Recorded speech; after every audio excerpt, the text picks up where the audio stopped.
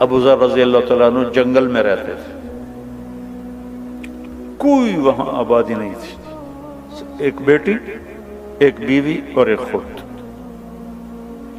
موت کا وقت آ گیا تو ان کی بیگم رونے لگی کہ اب تو یہاں ویرانے میں مر رہا ہے، یہ بچی ہے، میں عمر رسیدہ ہوں، تیرا غسل، تیرا کفن، تیری قبر کون کرے گا؟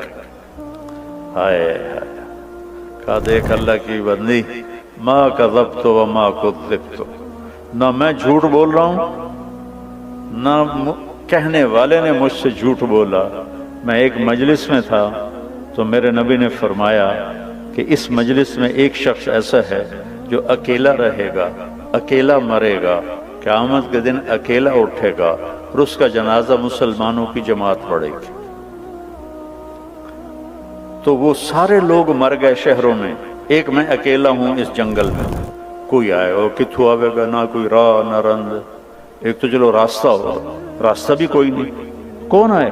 حج بھی ختم ہو گیا ہے، حج کے لیے قافلے شارٹ کٹ وہاں سے لے لیتے تھے ربضہ سے۔ انہوں نے کہا مجھے یہ نہیں پتا، یہ ہوگا اللہ کی بندی کے کہنے والا سچا ہے۔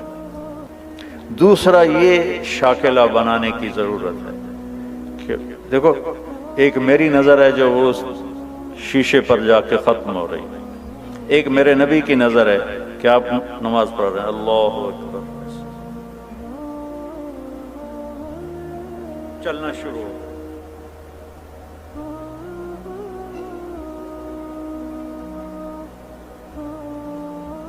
چلتے چلتے چلتے دیوار کے پاس آ کے کھڑے ہو گئے، یہ محراب نہیں ہوتی تھی، دیوار کے پاس کھڑے، تھوڑی دیر کے بعد پیچھے ہٹنا شروع ہو اور ہٹتے ہٹتے ہٹتے صف کے کنارے پر چلے گئے۔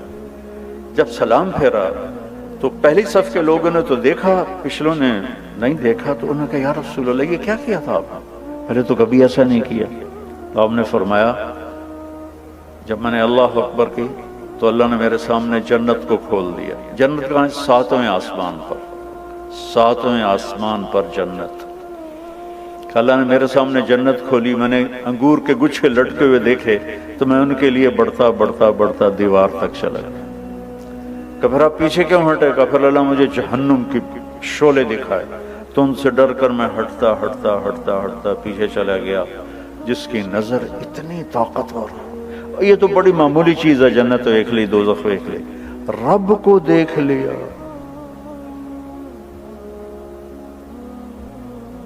السلام علیک ایھا النبی ورحمۃ اللہ وبرکاتہ، اے میرے محبوب تیرا رب تجھے سلام پیش کرتا۔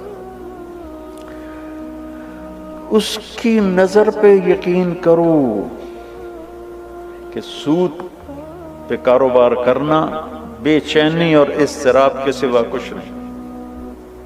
پرانی بات ہے، فیصلہ آباد کا بڑا تاجر کہنے لگا یہ ہم تو بینکوں کے مینیجر ہیں، جتنا کچھ آتا ہے سارا ان کو کما کے دے دیتے ہیں کہ 2-4 ہزار بچتا ہے اسی بوجھ پا کے لے جانے ہیں، تو سن لوگ آتے ہیں شیخ صاحب تے سیٹھ صاحب اسی سارے بینکوں کے مینیجر ہیں۔ وہ کہنے لگی اب کون آئے گا یہاں؟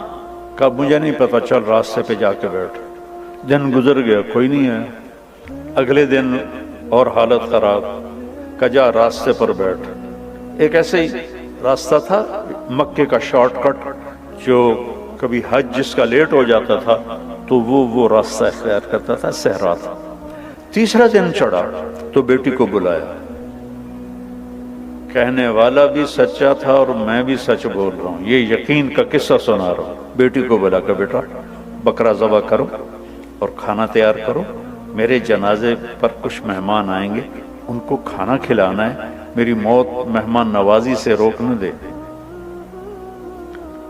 وہ بیٹی نے کہا ان پہ وہ کملا ہویا پہ چلو ایک بکرا اٹھا دینی ہے۔ اس نے بکرا ذبح کیا اور اسے پکانا شروع کیا اور اماں جی جا کے راستے پر بیٹھ گئے۔ تیسرا دن تھا یہ اور ادھر سکرات جاری ہو چکے تھے، تو ان کی بیگم کو دور سے غبار اڑتا دکھائی دی، تو انہوں نے اپنا دوپٹہ یوں لہرایا ایسے ایسے کر، تو کسی ایک کی نظر پڑ گئی تو سارے وہ ادھر پڑ گئے۔ تو 20 آدمی تھے اونٹنیوں پہ سوار. تو یہ کہتی ہیں ایک مسلمان مر رہا ہے اس کا جنازہ پڑھو گے؟ تو وہ کہنے لگے کون ہے؟ کہا ابو ذر. تو سارے رونے لگے دھاڑ دھاڑ کر کے کہ ہمارے ماں باپ ابو ذر پہ قربان، اس کا جنازہ پڑھنا تو ہماری بخشش ہے. یہ کون لوگ تھے؟ یہ عبداللہ ابن مسعود رضی اللہ عنہ تھے، اپنے 19 ساتھیوں کے ساتھ مکہ تشریف لے جا رہے تھے اور شارٹ کٹ انہوں نے لے لیا. جب وہ آئے تو ان کو دیکھ کے کہنے لگے آ گئے ہو؟ میں نے تو پتا ہی تسی آ ہی جانا. میرے نبی کی بات کا یقین.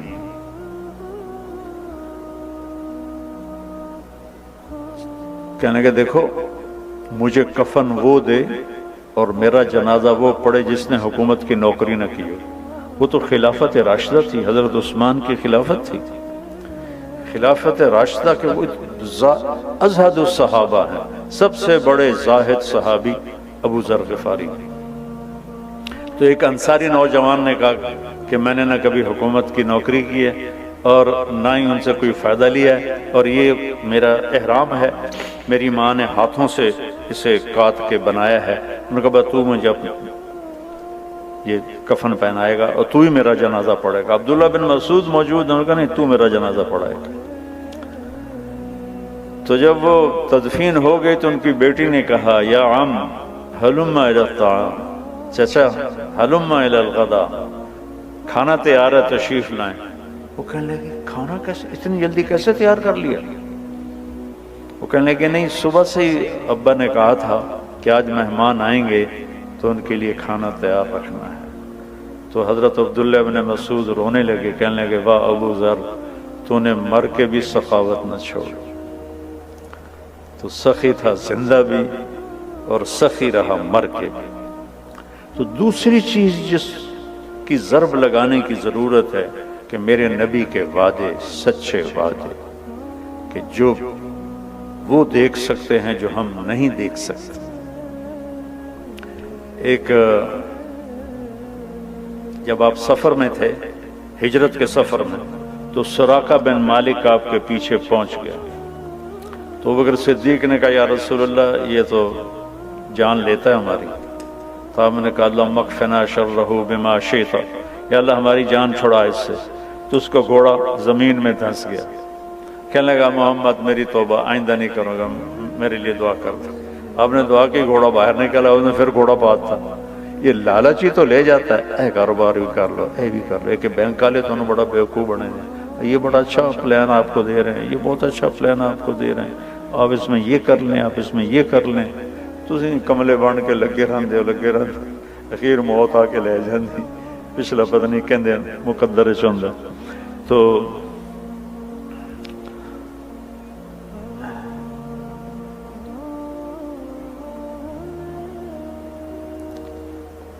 کیا کر رہا تھا؟ اب سراقہ بن مالک ان کو لالچ ہوا، پھر پیچھے دوڑے، پھر گھوڑا دھنس گیا. پھر کہنے لگا میں میری منت ہے، ہن بس میری توبہ، میں کلمہ پڑھ لیا. تو آپ نے دعا کی، گھوڑا نکلا. آپ نے کہا سراقہ یار آج تو میری جان لینے کے پیچھے وہ کیا دن ہوگا جب سپر پاور، یہ تو میں اپنے الفاظ کروں، جب سپر پاور ایران کے بادشاہ کے کنگن تجھے پہنائے جائیں گے. ایران کے بادشاہ کے کنگن تجھے پہنائے جائیں گے.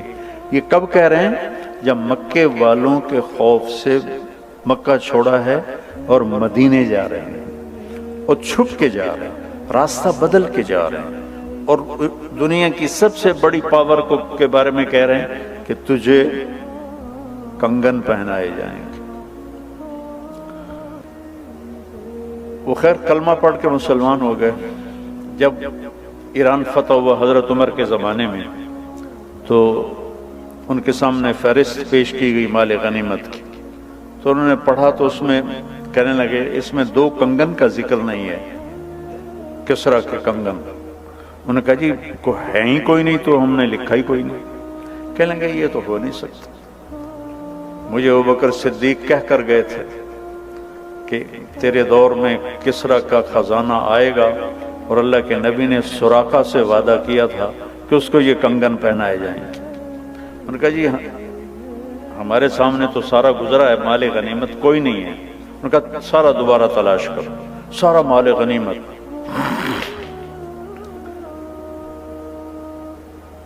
اس کا ایک قالین تھا جو 1 ایکڑ میں کے برابر تھا، 1 ایکڑ کی چوڑائی میں تھا اور لمبائی میں، ایسے پورا کا، اور اس پہ پورے ایران کا نقشہ تھا۔ اس میں گورنروں کو بٹھاتا تھا، پھر رقص اور شراب کی محفل ہوتی تھی، اور اس کو حضرت عمر نے کاٹ کے تقسیم کیا تو 1 بالشت ٹکڑا 1 لاکھ دینار میں فروخت ہوا تھا۔ تو جب وہ دوبارہ ڈھونڈا گیا تو نکلا ہے کنگن، کا سراقہ کا جی بیمار ہیں، کا لے کے آؤ۔ تو سراقہ کو 2 آدمی سہارا دے کر لائے، حضرت عمر اٹھے اور کو کنگن پہنایا۔ سراقہ آج میرے نبی کا وعدہ پورا ہو گیا۔ تو دوسری جو ہماری بنیاد ہے وہ یہ ہے کہ میرے نبی کی بات حق اور سچ۔ میرا نبی کہتا ہے سود مٹا دیتا ہے اور صدقہ زندہ کر دیتا ہے، جب میرا نبی کہہ رہا ہے۔ لیکن چونکہ وہ میں نے پہلے جو قصہ سنایا اتوں آؤ، تو ہم نہ اللہ کو سمجھتے ہیں نہ اللہ کے نبی کو سمجھتے ہیں کہ کہنے والا کون ہے۔ جبھی تو اس کی قدر آئے گی جب اس کہنے والے کی قدر ہو۔ تو چونکہ کہنے والوں کی عظمت نہ پڑھی نہ سنی نہ کبھی جستجو کی، ساری سوچ کی طاقت ہے کہ مال کیسے بڑھے، پیسہ کیسے بڑھے، پیسہ بڑھاؤ، اللہ نے روکا تو کوئی نہیں، لیکن رزق کے حلال سے کماؤ۔ عبد الرحمن بن عوف آپ سب کو جیب میں ڈالا، یہ جتنے بڑے بڑے بینک ہیں نا، یہ سب ان کی جیب میں آ جائیں، اتنا ترکہ چھوڑ۔ ان کی بیویوں میں جو ترکہ تقسیم و 4 بیویاں تھیں، آج سونے کی قیمت کے لحاظ سے 2 ارب ایک بیوی کو صدقہ وہ وراثت ملتی تھی۔ 1000 گھوڑے، 10,000 بکریاں، 1000 اونٹ، اور سونے کی ٹائلیں، اینٹیں، جن کو اولاد میں وراثتاً تقسیم کرتے ہوئے آریاں ٹوٹ گئیں۔ آپ کے دفعہ کاغذ کے نوٹ، ان کو ہم نے نقدی سمجھا ہوا ہے، ان کو مال سمجھا ہوا ہے، کاغذ کے نوٹوں کو۔ یہ یہودیوں نے ہمیں کتنا بیوقوف بنایا، سانو کاغذ بھی لے کے کارڈ دے دیتے، لو بھائی کارڈ پھیری جاؤ، تو یہ کاغذ بھی سانو واپس کرتے۔ ہم تو بیوقوف بنے ہوئے ان کے پیچھے چل رہے ہیں۔ ہم خود تراشتے ہیں منازل کے سنگ میل، ہم وہ نہیں ہیں جن کو زمانہ بنا گیا۔ ہماری تو اپنی راہیں تھیں، اپنے راستے تھے، جو لوٹ آئیں تو کچھ کہنا نہیں، جنہیں راستوں میں خبر ہوئی کہ یہ راستہ کوئی اور تھا۔ ہم تو کسی اور راستے کی طرف نکل گئے، کسی اور راہوں پر چل پڑے۔ تو میرے نبی کی بات کا یقین۔ ایک صحابی آئے، یا رسول اللہ میرے بھائی کا پیٹ خراب ہے، کہ اس کہل عسل، شہد پلا۔ شہد پلایا، پھر یا رسول اللہ اور زیادہ ڈائریا لگ گیا، آپ نے کہا شہد پلا، پھر شہد پلایا، پھر یا رسول اللہ اور زیادہ ہو گیا، کہا شہد پلا، تیرے بھائی کا پیٹ جھوٹا اور اللہ کا کلام سچا، فیہ شفاء للناس۔ تیسری دفعہ جب شہد پلایا تو اس کا پیٹ ٹھیک ہو گیا، صحیح ہو گیا۔